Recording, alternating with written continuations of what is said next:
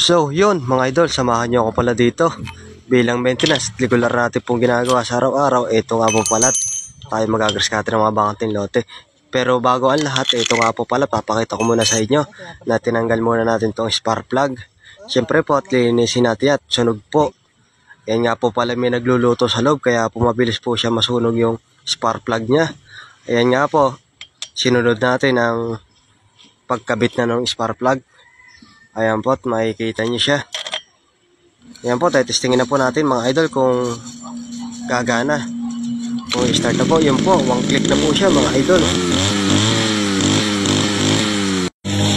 Siyempre po mga idol, diyan po tayo magka-grass cutter. Ayan nga po, samahan nyo kami na mag-grass cutter po ng mga bakanting lote. Yung mga regular natin ginagawa sa araw-araw. Tara po mga idol.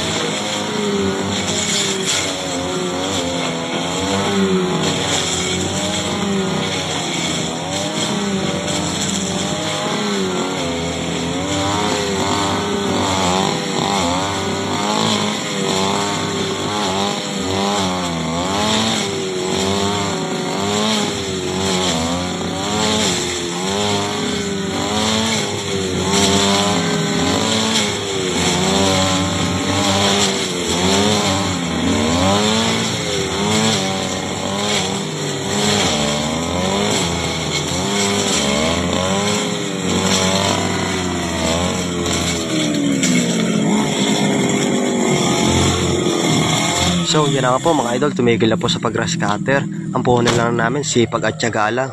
Yan po mga idol. Nakikita nyo, dalawa po kami nag-grass cutter dyan. Siya po pala mga idol pa.